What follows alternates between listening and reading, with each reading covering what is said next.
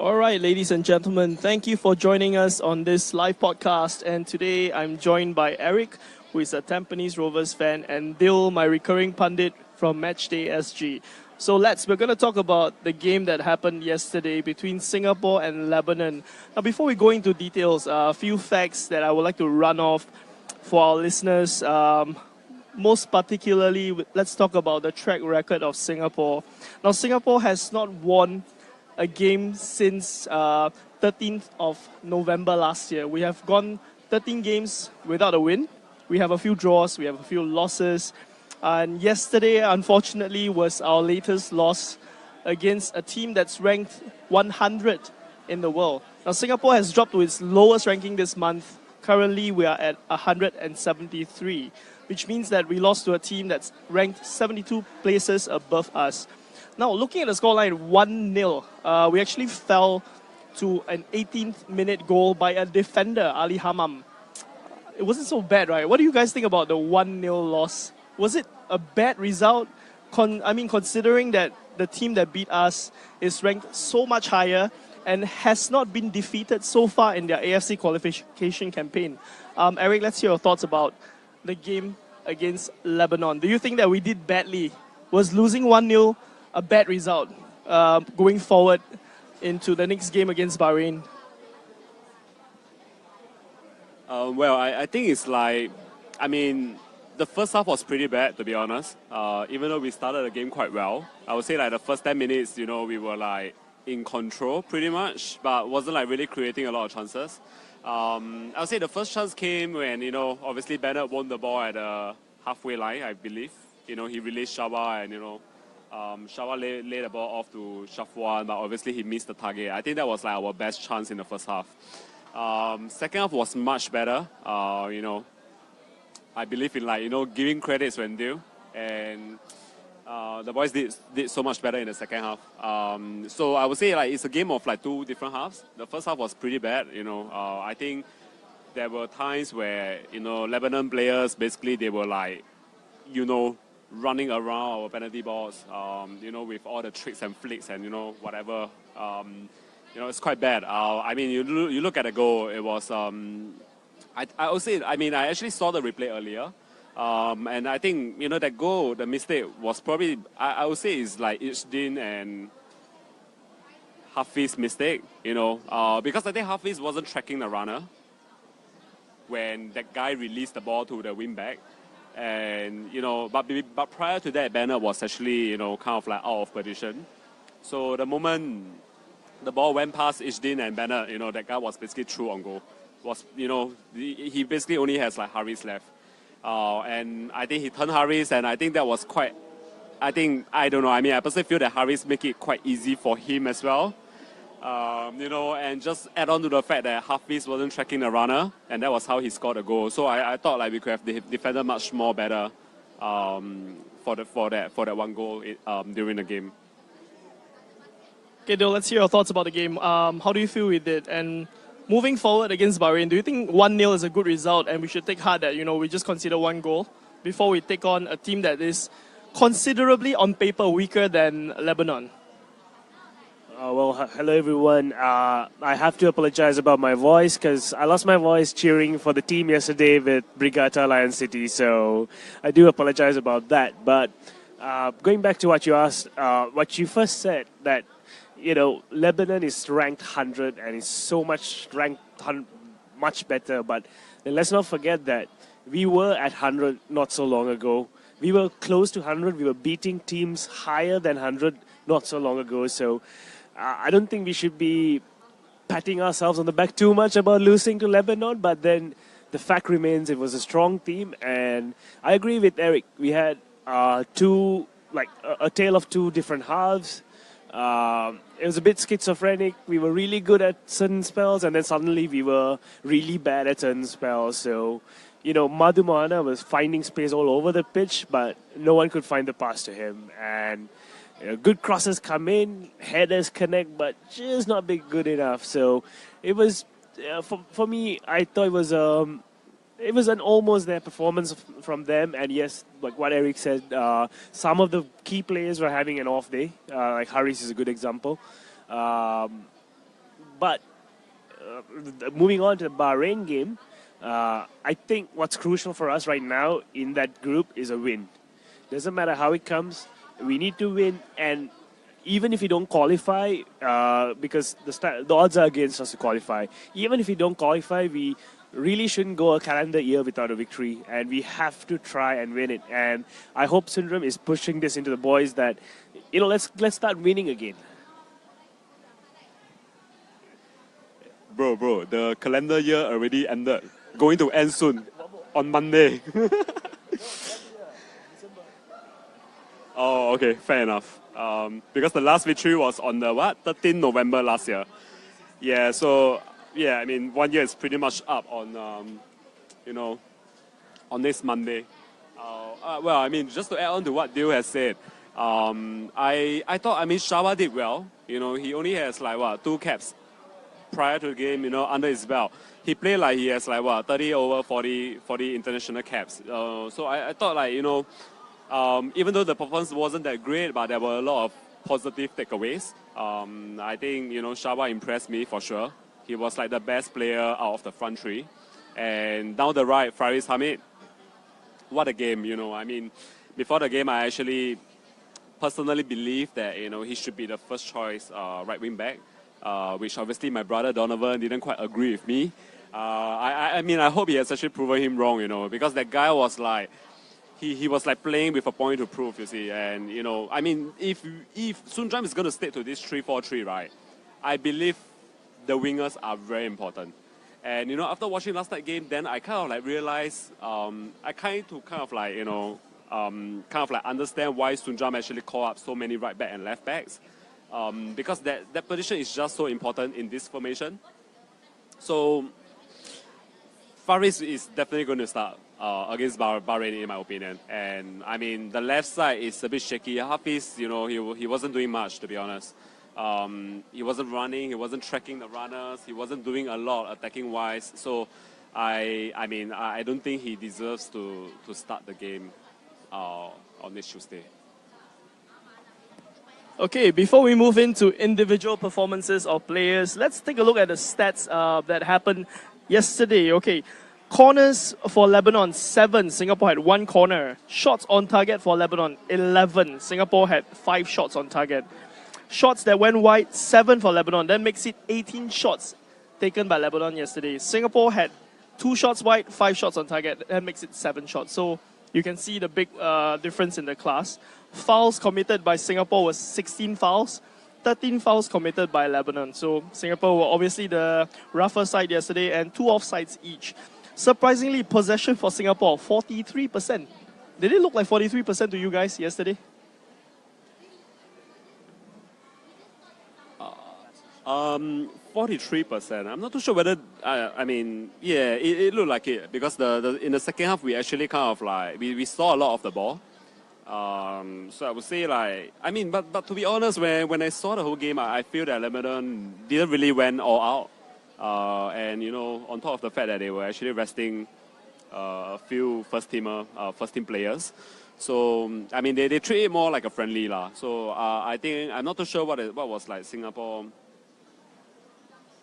approach to the game last night. It's probably to get used to the formation, because from the way I look at it, the pitch at the National Stadium is a bit longer and a bit more narrow as compared to Jalan Besar. So playing that kind of formation, right, I feel that there isn't support. During the first half when I watched the game, there were a lot of times where the 3 at the back, and obviously with Ishdin and Shadan, sitting in front of the defense, basically they were just these 5 of them, supporting one another. I thought like Faris and Hafiz probably need to cover more ground in that sense, to make the formation work, basically. Well, just looking at the stats, I'm not surprised to see the stats, I'll be honest, because yes, we did have some very good glimpses of attacking, but then we never really managed to keep the ball. I felt we were giving it away a bit too easily, and that could explain why we don't really have the possession. And also, that would also explain why we had to commit so many fouls to actually go get the ball back. As for the shots on target, I think 5 versus 11 is a big difference, and if you start a game saying we're going to try and attack and we're going to try and create some shots, we need to try and see some shots. And something we saw, even in like very experienced attacking players like Safwan, they were a bit scared to just let go. There was a good chance in the box, I remember, where he just let he had an opportunity to go at the goal himself. Instead, he decided he's going to try and pass it into a very congested area in the pitch, which, it's decision making in the player, and at that time, under the pressure, yes, we can sit here and say, Safwan should have just shot, but at that time, in the pitch, on the pitch, in the middle of the game, then it's a totally different story. So. Yes, we can. Yes, we need to get more shots on goal, and that should come with confidence. All right, let's move into the team and let's go department by department. Of course, yesterday Sundram opted to start for a 3-4-3 formation. I think it was pretty similar to what we played against Hong Kong and Turkmenistan. Now, for yesterday's game, the goalkeeper, as always, Hassan Sani. How do you feel he did yesterday? For me, he was one of the better players who really shone on the pitch and pulled off several saves. Now, the coach of Lebanon, Miodrag Radulovic, reserves special praise for Hassan Sani, and I think rightfully so, because Hassan did actually stop Lebanon on several occasions. Otherwise, the scoreline might have been much more. I feel 1-0 is a very flattering scoreline for Singapore. But let's hear your thoughts, gentlemen. What do you think, Eric? I personally feel that whenever the national team play a soccer game, right, there should be like 2 men of the match, because the goalkeeper will definitely get it, because I think this is not like the first time Hassan has actually saved us. It's like he is a very important player of the team, and I'm actually not surprised by the performance, but just felt that there were a lot of times that he's probably like let down by the defense. Maybe he shouldn't be in a position where he need to actually make so many saves, but it's because of the defense and not being there, that he has to be called into action. But having said that, he's like the best goalkeeper that we have right now, and basically he's done a good job, and he will continue to be the number one, in the next few years, in my opinion. Oh yeah, a special shout out to Hassan. Did you guys see that triple save, or was it a double save where he was lying on the floor but somehow still getting to the ball? That was epic. It was a pleasure to actually see that live from the ground. And I agree with Eric. I think given the past few matches, we should have 2 man of the matches, because the keeper is who, like, even Izwan would have probably gotten the man of the match, because the defense was a bit shaky at times, weren't communicating that very well with each other. So I agree with Eric. Hassan Sani is definitely on form and really making a name for himself, making a case that he should be abroad next season. All right, let's look at the back three that Sundram employed. Madhu Mohana of Tampines Rovers, Haris Harun of Home United, and Daniel Bennett of Tampines Rovers. So we have 2 defenders coming from the second place team in the league, and the centre back, the one smack in the centre, Haris Harun, who has been deployed, I think, largely over the season as a centre back by Aidil Sharin, from the third place team. How did this back three work for Singapore? Were they effective enough, or perhaps someone else should have slotted in to where Haris was playing? I want to hear your thoughts. Well, I think I've said this quite a couple of times, that Haris should just move back into the centre midfield role. I think that is a very key area in the formation, you see. Ishdin and Shadan, it's a bit too lightweight. Don't get me wrong, they are good players, but if you're going to pair them together in front of the defense, they're not going to do much, you see. You need someone in there to basically add steel, add a bit of, to make it more compact and solid. So it was quite disappointing to see Haris starting at centre back. In my opinion, he should move into that sitting role in front of the defense. But apart from that, I think Bennett is as composed as fuck, to be honest. He is like the best defender we have, at the age of 39, and I think that in a way says a lot about our current talent pipeline. Apart from that, Madhu, I thought he has a pretty solid game. shout out to him as well. I think he has kind of like step up his game. And I thought I can't remember him like making a mistake last night. So it was good to see. So potentially, in the next few years, that position is basically his to, he needs to cement, he needs to basically, secure that spot in the first team. Then apart from that, when Irfan came on in the second half, he did well as well. Obviously playing alongside Daniel Bennett and Haris, because I think Madhu was moved to the right wing back role. So all in all, I think they did well. But I would like to see Haris move back into the center midfield. Yep, I agree with Eric again. That Haris should be a person with his talents should be in centre mid, especially if your back four is a bit shaky. If your back four is a bit new to each other or something, then you need someone like Haris just in front of them, just bossing that area between the defense and the midfield, so that it provides a bit more security. So I feel Haris is wasted at centre back, to be honest. And speaking of Madhu, Madhu ended the match in a right wing position, and he was doing an amazing job out of it, like finding space, not doing, like as he said, not too many mistakes, putting the crosses in. So I think it's a testament to the player that, when you're a centre back and you're asked to go attack on right wing, you just go and do it. And I feel that's the correct attitude that you would want to have in a national player. What I would have liked to see is, I would love to see Irfan starting, because I felt Irfan is good enough now to actually make that place his starting place. And I know there's a big argument about where does he fit in the team. Is he an attacker? Is he a defender? For me, he's played in Home United and he's been a solid centre back for Home United. So he should have started the match as a centre back. Okay, let's move up further the field into the midfield. And yesterday, the centre midfield for Singapore was actually Isdin Shafiq and Shadan Sulaiman. I think these two are considered as more creative players, not so much as enforcers. On the left side of midfield, we saw Hafiz Abu Sujad.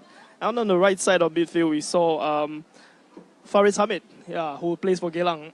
Now, gentlemen, in a 3-4-3 system, do you think it's essential to have an enforcer in the centre of midfield? Or did you think that with two creative players, we did okay yesterday? Well, I think we need an enforcer there.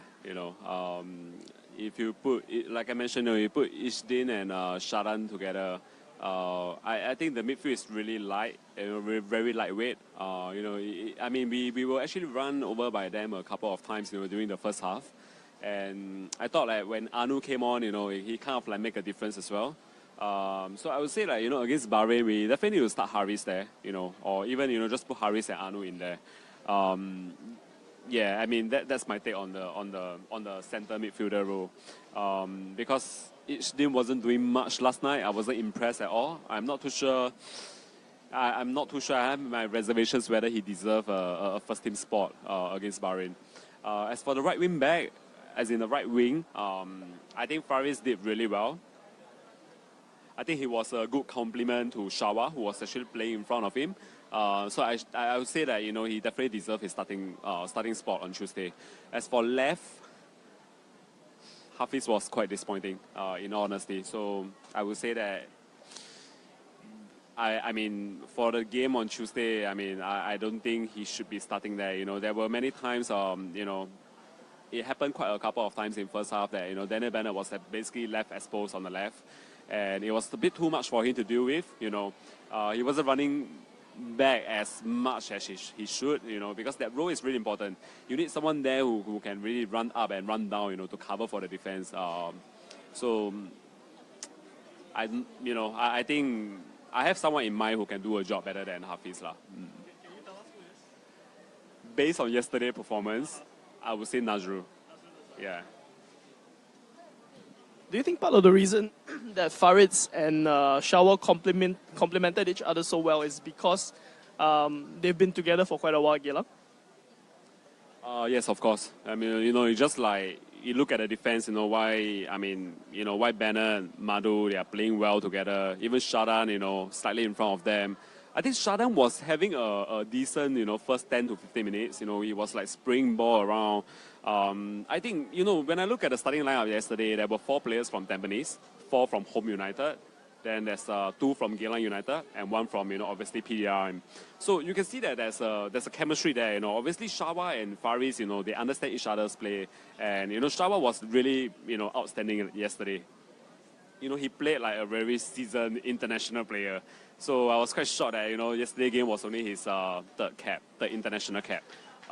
So yeah, I mean, I agree with you. It's probably due to the Geylang United connection that they have done well down the right side, and that obviously should continue. Yep. For me, I'd like to give a special shout out to Shawal. He played his heart out yesterday, and you could see him chasing down the balls, actually putting the tackles in, trying to get the ball and keep possession as much as he could. I believe he, as what Eric said, he looked like a player who's just been on the national team since he was 17 or something. He looked solid there. He didn't look too phased by the occasion. And let's not forget, he already has a goal, a national team goal to his name. And yeah, against Afghanistan, which was also the warm-up game against Bahrain when we played Bahrain in Bahrain.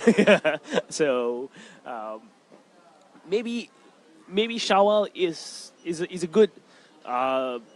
We should let Shawal start the next match. Is my opinion, and I think what Eric has a good point that the Geylang teammates gelling together, but then these guys have known each other for a very long time. They've trained for a very long time together. There's centralized training, if I'm not mistaken. So we can't excuse the other players for not gelling with these guys. So yes, Geylang helped. Being in the same team helped, but surely these guys should bond a little bit more together. All right, before we move on to the strikers, comment coming in from Donovan. All right, I think this is probably posted to both of you. So I'm going to read it out and perhaps give me your thoughts about this. So Donovan feels that Farid did well when he was moved to the right wing position in the second half, where his defensive responsibilities were considerably lessened. Do you think he should play at a right wing back position, or should he play higher up like how he did in the second half? Of course, this would be at the expense of who was playing higher up yesterday was actually Shawal. So when Shawal came off, he was actually pushed further up. And to a certain point, we saw Madhu playing like I think, second striker, very high up the pitch. What do you guys think about this comment from Donovan? I think it really depends on the game itself, like whether we are chasing the game or whether we are, just sitting back to defend the lead, or like chasing for equalizer or even winning goal. But I personally feel that, Faris, he did well for both halves. He showed that he can play a right wing back. He can also play like a right wing role. But my take is like, he should still be the right wing back. Yeah, so I believe Faris should still be the right wing back. Meaning to say like, he's playing on the right side of the ball in a midfield. Yeah. Oh, that's a tough question, Donovan. Where should Faris play? He's primarily a defender. So we have to respect that, and we have to make sure that we are getting the best out of him as a defender. Yes, he can attack, but his attack shouldn't come at the expense of defense for me. So I see him really as a right wing back and nothing else. I don't think he can play centre back. I don't think it'll be a waste to play him at centre back. Maybe further up the field, there are better players in the current national team who could play those positions, and I think they should be allowed to do that. Okay, let's move on to the attacking trident yesterday. Now, actually, in the last podcast, our guests did put together a team of hodgepodge players, and it just so happened that the 3 players our guests selected actually appeared as the striking force that was deployed by Sudrum yesterday. Unfortunately, the trident was deployed invertedly, whereby Safwan was the main centre forward, and to his left was Shawa Anwar, to his right was Faris Ramli. What do you guys think about this attacking trident? Now, are there any players in there whom you feel, and I know today it's like trending, it's going crazy, everyone is saying like Safwan Baharudin shouldn't be playing as a centre forward, but what do you guys think? He did okay yesterday? It was very disappointing, but it was more or less like expected, right? If you look at the national team right now, out of 25 players, we only have like 2 proper strikers, which is like Khairul Amri and Shan. And, but I mean, to be fair to Sundram, there isn't like a really a proper striker that is scoring a lot of goals. Khairul has been affected by, he has his fair bit of injuries. He's playing Shafwan up there, I think the only reason the only reason he's playing there, is because he can basically hit the ball. He's like a focal point, he can hold the ball. Apart from that, I don't see any other reason why he's actually starting him as a striker. But in my opinion, he should actually move back. If you ask me like a few months ago, I think Shafwan should stick to centre back. But I think at his age right now, he's like 26, and I think it is a bit too late. So if you ask me right now, I think I see him more as like a centre mid, someone who is probably like a box-to-box, more attacking, whereas Faris and Anu play right behind of him. So it's like a triangle at the center of the pitch. I think that will make more sense to me, because I mean Shafwan has proven that he can score goals. So he has that attacking instinct, but he's not a number 9. Definitely not a number 9. He's like I would say the max that I will go is like, he's probably like a number 10, maybe somewhat of like a second striker, but definitely not a striker. As for Faris and Shawa, I think they are like the most on-form players in the S.League for a while now. So the two obviously deserve the starting place.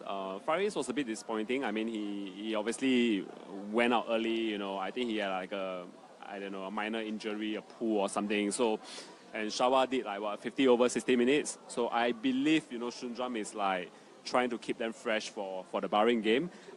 They should continue to start for sure. All right, before I hand over the mic to Dil, I'm just going to share with you guys something that I overheard in the stands, and I would like Dil to address this. So what I heard in the stands was, Sundram start Safwan again. That means he's going to play long ball. What do you think, Dil? Ooh. Well, I think if Sundram dropped Safwan, a lot of people would have been up in arms. But I don't disagree with playing Safwan up front, and I will tell you why. Because for the last year or so, at his Malaysian club, he has been playing an attacking mid position, and he's been knocking the goals in. Yes, it is a second division club. Let's not go there right now, but he is playing that position for his club. And what I would like to know is that a thing that he asked for, or is that a move that the club forced on him and the national team forced on him? And you guys mentioned that in the last podcast, right? You all actually predicted the top 3, the leading 3 who are going to lead our attack, and there was one key difference in that, was that Safwan was slightly behind the 2 main strikers. He was, in your formation, he was supposed to be a guy who would hold the ball and spread it, right? And what happened was, he was the player who was furthest up the field, and unfortunately, whoever was that in the crowd, he was kind of right at some points. When we were running out of ideas, we were just punting it up and just hoping Safwan will catch it. Which isn't too bad if we had a Duric up there, a guy who is a out-and-out striker who knows to be up there, who knows to go get the ball and go and score. But what we saw was Safwan was a bit hesitant to shoot, because maybe that's not his first instinct that he gets, right? Because of his training. His first instinct is to make the goal. So maybe, yes, Safwan should be up there. He's valuable in the attack. But he should not be the striker. He should be slightly behind the strikers, dictating the attacking play. So a deep lying midfielder, and then Safwan right in front of him, maybe. Okay, comment coming in from Javier Pay of Ultra Eagles, Geylang International fans.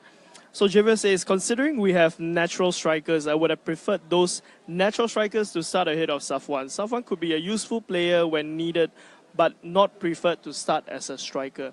Now, Eric, you mentioned there are only 2 real strikers in the team, Iksan Fandi and Khairul Amri. So, if we were to start with a real striker out of the 2, or maybe you have some other candidate who's versatile enough to play as a centre forward, who would you pick? Okay, this is a tough one. I've actually thought about it since last night. To be honest, I mean, Kairu has his, he's obviously not on his top form right now. His son, obviously, he's still a bit too young for the big international games. So if you give me a choice, right, I would go with Shawa at the top.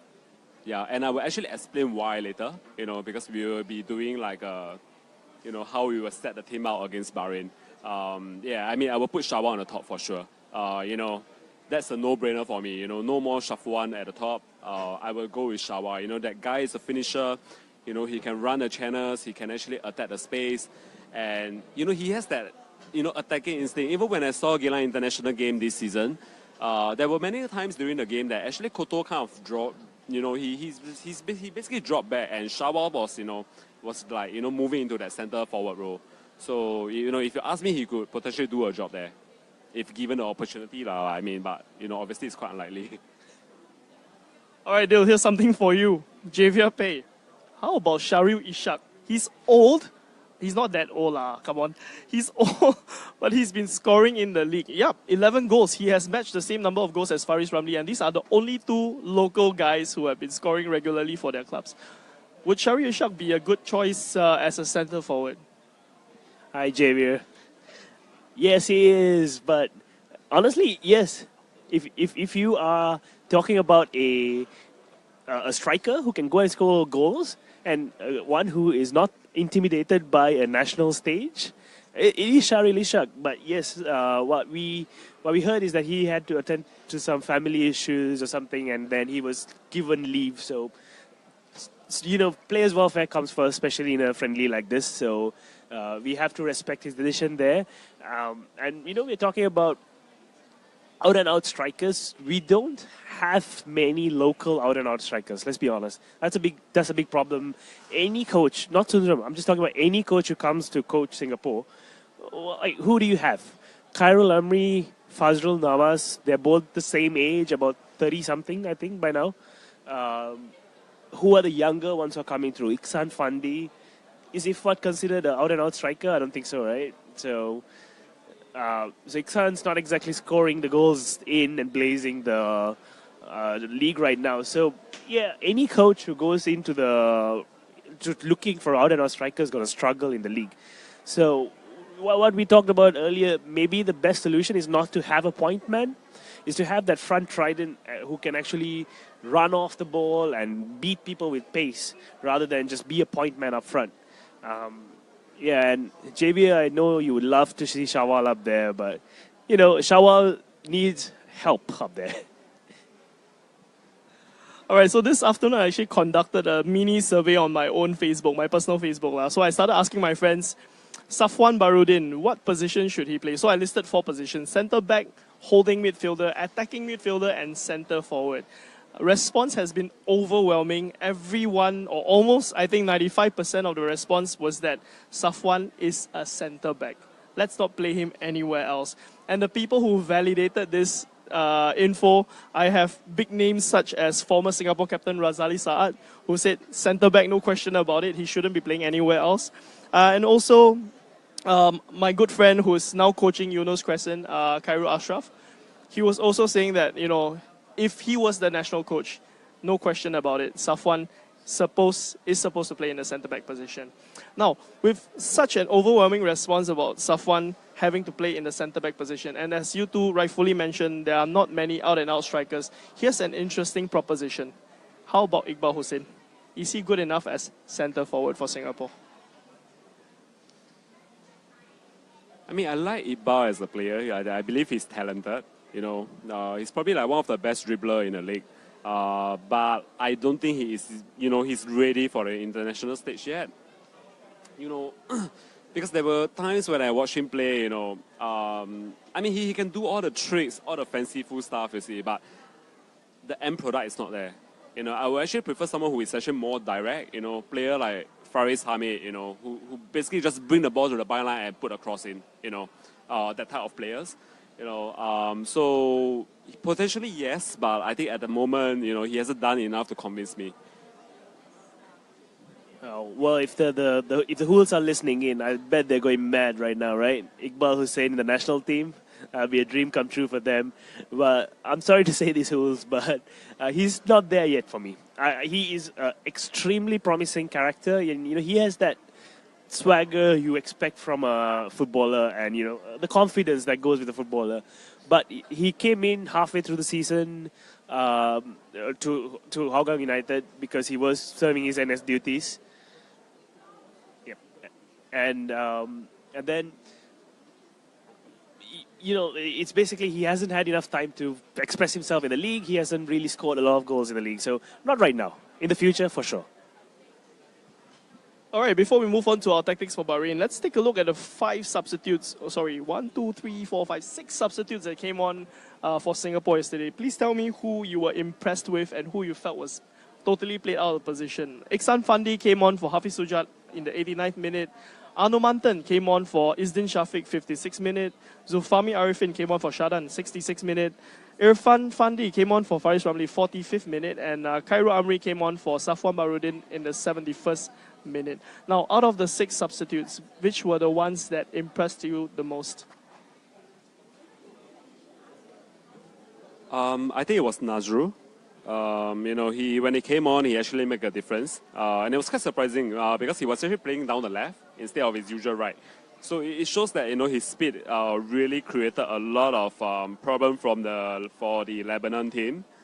Apart from that, I would say Anu made a bit of a difference as well. He came in and it was more compact. You could see that they were in better control of the midfield area. As for Irfan, obviously he came on, for Faris, play alongside, 2 very experienced players. So naturally, I think there's the confidence there to do well. So I mean, all in all, these 3 players make a difference for me. Son, obviously he came on with with 3-4 minutes to go. So I can't really comment much on that. Yeah, I mean, Khairul Amri, you can see that he's a bit still not at his full 100%. So, I do have my doubts whether he should be starting the Bahrain game.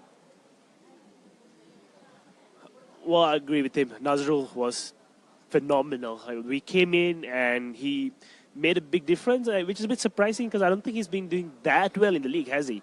But, when the moment came, he stepped up, he proved himself, and I knew he didn't look like a player who hadn't played much football in 6 months. He was right in the mix. They were both impressive, but I think Nazrul is the one who should be in the starting lineup based on his performance. Anu is a very, very, very good backup for Haris in midfield for me. All right, I think there's plenty of people who agree with our 2 guests. Muhammad Salihuddin says Nazrul Nazari. Javier says he's impressed with Nazrul on the left. Keng Hui says Irfan and Anumantan did well. Okay, here's an interesting comment from Izwan Abu Shama, who's from the Jaguar Force. I believe the national team should have a game with an alternate 11 players whose supporters wanted to be in the national team and coached by a top S.League coach, and see if jewels can be found in the national team or unearthed for the national team. Interesting. Do you think this would work for us? Is he suggesting a hashtag United for Singapore? Hashtag Lions? That would be interesting. Well, whether we should, it would be a fun off-season thing to do. Let's see if someone can put that together, yeah? Well, I mean, it sounds like something different, of course, but I'm not too sure whether you're going to, assess the players just based on that one game alone. I think, for you to be called up for the national team, you have to do it on, a week in, week out basis. And yeah, I mean, it really depends. I mean, it can be a one-off, like a testimonial game that, we could potentially look at the players that have missed out on selection, but I don't think we base our selection based on that, that one game alone. I don't think that made a lot of sense, yeah. All right, let's look forward to the next game against Bahrain, which is happening on next Tuesday. Now, you've seen how Singapore played against Lebanon. Now, Bahrain is ranked at 125, so they are like 24 spaces below Lebanon. And you've seen how we've played the tactics that Sundram has tried to employ. Surprisingly, though, against Lebanon, we did not try the famous Madu long throw. Now, the Lebanon number 5 came up. He did try to do a couple of long throws, but I feel that they were too feeble. Madu could do much better, but we did not try that, and I was a bit surprised. Well, so how do you think we will line up against Bahrain in the coming Tuesday? Would we be playing the same batch of players? I mean, you look at players like Faris and Shadam who were taken off early. I understand that Faris was taken off early. It was a purely tactical decision. I think probably just to keep his legs fresh for the next encounter on Tuesday. Now, if you were Sundram and you were given free rein, what would you change after what you've seen in the players who've played in the game against Lebanon? We're going to go with Eric first. To be honest, right, I mean, the 3-4-3 formation, is something different, definitely. I think it gives us more options when we are attacking. But I'm still not convinced whether we have the players on the flank who can do well in this formation. Because when I was actually watching the first half, I think the gap and the space between the defense and the midfield is way too big, you see. The defense is basically not getting enough protection from the midfielders. One good example is Daniel Bennett, and that was why we actually considered a goal. Because Ishdin and Hafiz, basically, they were just like totally switched off. And Bennett, obviously, he went to try to, intercept and, obviously got caught out of position. So I think that kind of like, the left side of the defense, actually, we were pretty much exposed. Really not too sure whether we should still stick to this 3-4-3, but, obviously we have used that for the last 2 or 3 games. So if we are going to, stay with this formation for the Bahrain game, I will make a few changes to it. Hassan Sani will still be my goalkeeper. For sure, that's like a no-brainer. So the 3 will be, I will go with Madu on the right, as in, the 3 centre-back. So Madu will be playing on the right centre-back role. So the centre-back role will be Irfan Fandi, and the left side will still be Daniel Bennett. So as for the midfield, I will change a little bit. I mean, the centre, right, it will basically be like a triangle. So the 2 sitting midfielder will be Haris and Anu. And the ones playing, slightly in a more advanced role will be Shafwan Barudin. The one on the right, I will still go with Faris Hamid. After the game yesterday, I mean, I think he's more like an automatic, he's basically like an automatic starter right now for the next game. The left, I will, let me see, this is quite a tricky one. Okay, I honestly will go with Nazru because he has the speed, he has the stamina to basically, to take care of the flank, which was something lacking on, from what I see from Hafiz last night. So that's like a 3-5. Okay, so I'm left with like 2 more players. I will go with Faris, who will be like a number 10, and then Shawa on top. So how this is going to work, right? When we are attacking, okay, the 3 will still remain at the back, all right? So it will become like a, let me see, 3, 7, 8. So it will become like a, okay, 3 at the back will remain. Then it will become like a 3-2, basically like a 3-2-4-1. Yeah, so when we are attacking, it will be like a 3-2-4-1. And the 4 players will be Faris on the right, left will be Nazru. Shafwan will go up, to be like a, I don't know, a second striker alongside Faris Ramli. And then Shawa will be right on top. Yeah, that's how I will line up my team. And if we are, obviously defending, right? I will expect Faris and Nazru to drop back. So it will become like a 5 at the back. Anu and Haris will still sit in front of the defense. And then I will expect Faris. I will expect basically Faris and Shawa to drop back. So basically Shafwan will, I don't know, I mean, they can just basically take one flank each. Yeah. Oh, wow. Hey, Sundram, be careful. Eric's coming for your job, man. All right. So for me, I don't think we should change the 3-4-3 for a very simple reason. We don't have enough time for it. It is we have been used to this formation. We are getting the players used to the formation. So I think we should stick to the 3-4-3. Pretty much the same roles, but I would change some personnel on the pitch and their duties. So first thing I would do is put Haris up to center mid, a defensive mid position where he could boss that space right in front of the defensive three. And what I would do is bring in Irfan into that position, and I would play Bennett right down the middle. He is very good at reading play, so he should probably stay back and try and read the play and stop it, while people like Irfan and Madhu, who have the pace to track back, could probably play the left and the right of the three defenders. And as for midfield, I said let's put Haris there, and I feel we should take Isdin out. Isdin and Shadan for me are two similar players, not exactly the same, but similar in the strengths they bring to the national team. So I feel we should have one solid defender, which is going to solid defensive midfielder, who is going to be Haris, and Shadan, who is he has some natural flair. He still has that attacking instinct in him to try and spray the passes. And then the left wing back position, I would put Nazrul Nazari there. Hafiz had a pretty bad game. He was a bit outplayed, and Nazrul came in and showed that it necessarily didn't have to be. So I would put Nazrul there. And as Eric and you said, Farid's pretty much cemented that right wing back position. He was solid there. I don't think he can be moved. The next thing I would do is have Safwan drop back a little bit, play not right up front, but play in an attacking mid position where he could receive the ball, say from the midfield or from the wings, and hold the ball long enough so that he can spray and release the two strikers who I would love to be, who I would recommend is Faris Ramli and Shawal Anwar. They should stick to that.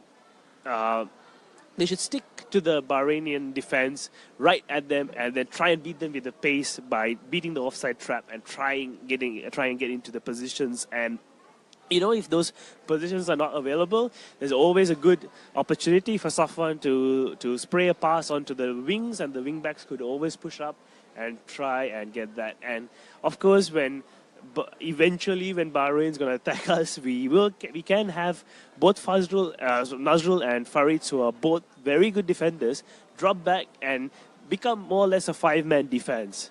And it's going to be tough to break down, and they are very energetic players who should be able to keep up with the up and down the flanks. And if they get tired, we always have Hafiz who can come in. Madhu can play that position. So we do have the substitution options available as well. So the main difference in the attack I would do is make sure that Shawal and Faris are hugging the defense, ready to run into space, and Safwan just behind them, able to receive and spread the ball out. So that's the way I would form my team. Okay, a couple of comments before we move on to the final topic of the day. Some suggestions from our listeners for out-and-out strikers. Keng Hui Yu, Sahil Suhaimi, who's playing for Sarawak. And also Javier Pei, who's recommending Ifwat Ismail because he can score hat-trick. Just like Marian Soto, today I'm very happy I scored hat-trick. Okay, what do you guys think about Ifwat Ismail and Sahil Suhaimi? Sahil, I'm not too sure how he did at Sarawak, but I don't think he's like an out-to-out striker. He's more like like a second striker, or he can play in like a winger role, because he's quick. He's too small to be an out-to-out, to be honest. Even if you think he's like an out-to-out striker, do you think Sunjan will use him as a number 9? I don't think so. That's because of his size. No offense, but I think that is a fact. So I like Ifwat. I think he's like the next up-and-coming, striker. Not too sure how he will do in the next few years, but I think it will be really important. I obviously hope he will be playing week in, week out next season in the S.League. I've seen him play, a few times. He looks like he's really comfortable, very composed in front of the goal, and he's basically like a finisher. So there are a lot of potential players that are like up and coming. If you look at Itsan, you have Ifwat. And then, and obviously the prime league striker for Hougang, and we still have like Iqbal, so. But it's really about doing it on a week in week out basis, like being consistent and scoring the goals to make it count. Yeah, yeah. I mean, that's my thoughts on Sahil and Ifwat. Well, Ifat, I feel Ifat is still very young. He is coming through. He should be given the space to develop. We shouldn't rush people into a national team just because he was scoring a few goals. We have to make sure that he's ready for that step up, because what we don't want is to push a young player up there, then have a terrible few matches and then get discouraged. We need to think of the psychological effect on players as well. As for Sahil Suhaimi, I'm sorry, he has nothing to offer which Faris or Shawal can do better. They're both small-sized strikers who can run off the ball, who have the pace. So I really don't think, given the current circumstances, Sahil Suhaimi should be in the national team. And also just to add on to what we have discussed earlier, right? I mean, for Shuffle One to be playing on top, I feel that we are not making full use of his abilities as a footballer. He can actually do a lot more in a different role. You put him as striker, you actually limit his involvement during the games, especially when we tend to sit back and hit teams, I mean, we are playing more attacking right now, I think, I mean, I give credit when due, I mean, Sunjam is trying to change this, but, Shafuan should be playing in a more withdrawn role, if you ask me. I think it's a bit of a waste of his talent if you play him as a number 9, yeah. Okay, so both our guests have given their thoughts about their teams. We're going to be posting up images of the teams that were picked by both Eric and Dil. So moving on to our final topic of the day. Now, another trending topic today is #Sundram out. Now, this is highly controversial. Of course, we at the podcast, we are pretty neutral. I personally think Sundram, well, from the start that when he took over up until now, I feel that the last few games we have indeed been improving, although it's just like bit by bit. I feel that we should give him more time. But of course, my guests might have different views on this. Now, let's say in a hypothetical situation, let's say if Sundram was really removed from his position and we have to hire a new coach to take over the team as it is right now, which coach, in your opinion, would give us would bring us to greater heights than what Sundram already has achieved with the team? So I'm going to start with Eric first and then followed by Dil. Well, this is a no-brainer. I mean, if you give me a choice, if Sundram if Sundram leave his job today, I will pick Philip Au. I'm sorry, sorry to the Who's, but I think he is, I mean, Philip Au, he has his own philosophy, and obviously he's a manager that believes in giving the young players a chance. Look at how many players have come through the Hougang system. I mean, obviously they have underperformed this season, but long-term wise, if you believe in his philosophy, I think he comes across as a manager that he's not afraid to drop the big names in favor of the young players, and I think that says a lot about him as a manager. I personally feel that he should be. I mean, he's definitely one of the top contender for me. If obviously if the role becomes vacant one day. Can someone convince Richard Bock to come out of retirement? But if he can't do that, I completely agree with Eric. The next coach for me would be Philip Au, but it's not time to sack Sundram yet because we have bigger issues to fix. Just changing coach will not fix anything right now. So we need time to fix issues, and then when the time is right, when the infrastructure is there, if we have someone like Philip who can optimize the resources he has, we want someone like Philip in there. Okay, here's a thought. Well, looking at the top 4 teams in the S.League, of course, okay, let's take away Yoshinaga because he's in charge of Albirex. But how about the managers that are currently managing Tampines, Home United, and Geylang International? What do you guys feel if we appointed any of the 3? I'm talking about Jurgen Rapp, Aidil Sharin, Mohammad Noor Ali. Would you consider these 3 coaches to come into the national team setup? I think this might sound a bit weird or controversial, coming from a Tampines Rovers fan, but I personally quite like Noor Ali. I mean, I believe we have enough. We have really solid, good local coaches, so we shouldn't be, trying to, give the hot seat to a foreigner. So Jurgen Rupp for me is out. He should stay on at Tampines since he's doing well. I think Noali for me is good. After he took over from obviously Hashrin, he has stabilized the ship. He seems like a manager. He's probably like another Filipao. I mean, he gives me the impression that he's willing to give the young players a chance. And I mean, towards the end of for the last few games for Geylang International, you can see that the players are actually playing for the manager. I think the body language says a lot. Potentially yes. I mean, he's another. He's still like not more than a year under his belt. So the next few years will be important, but never rule that out. I think he's a good coach. So I think Geylang International will be a force next season again. I'm sure they can do well if they can keep the spine of the team together. All right, very fast. Jurgen Rupp, yes, really good coach to bring in when you are in a crisis. He can gel your team together and do a very good job. National team coach material, because he needs time to work with his people. That's what he does best. He manages people very well. So let's not put him right there. But Noor Ali is still new into his first big management position, right? If I'm not mistaken. So maybe not right now. Again, and who was the third one again? Ideal, is it? Ideal, sorry.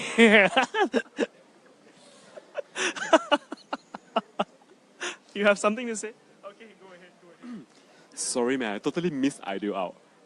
But if you ask me, I will still take Noali over Ideal. Because to quote Noali, not quote anyone, coaching Stipe and Faris is actually really easy. So I rate Noali higher than, as compared to Ideal. Yeah.